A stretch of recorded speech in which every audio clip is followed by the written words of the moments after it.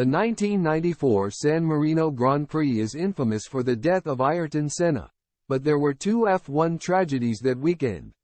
The 1994 San Marino Grand Prix is commonly remembered for the death of legendary three-time world champion Ayrton Senna. However, that weekend also witnessed the tragic death of Roland Ratzenberger, who was taking part in just his third-ever F1 race. Born in Salzburg, Austria, Ratzenberger's desire to reach the pinnacle of motorsport was evident from a young age, and he picked up an interest in racing as a teenager.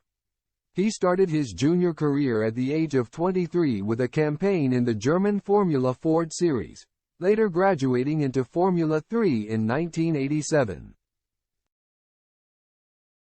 It took Ratzenberger a grueling 9 years to climb the feeder series ranks and make his debut on the F1 grid, and when the opportunity did come, it arrived in the drastically uncompetitive Simtek team in 1994.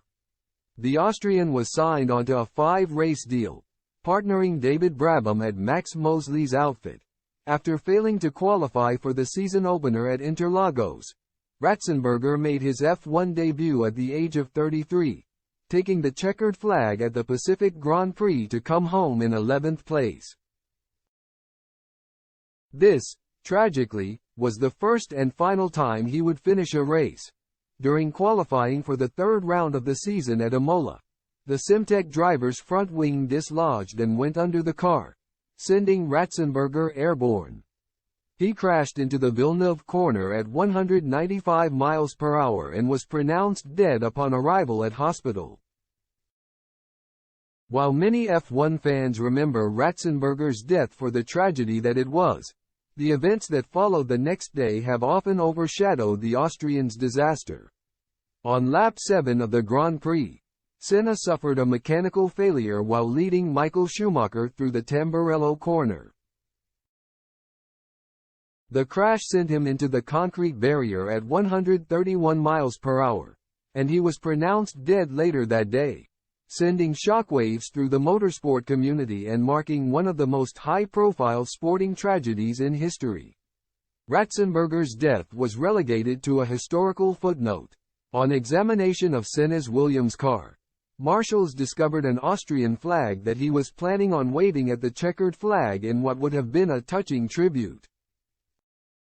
Discussing Ratzenberger's death, former Benetton driver Johnny Herbert told Reuters, "Roland is almost forgotten. Whenever I talk to people I never say Ayrton's weekend. It's always Ayrton and Roland. And I'd never forget that, and I don't want other people to forget it either." This sentiment of the forgotten man was echoed by FIA President Max Mosley 10 years later. Roland had been forgotten, he explained. "So, I went to his funeral because everyone went to Senna's. I thought it was important that somebody went to his. Every active F1 driver at the time was present at Senna's funeral, and his death was considered a national tragedy. The Brazilian government even declared 3 days of national mourning. At Ratzenberger's funeral, only 5 of his former rivals were in attendance.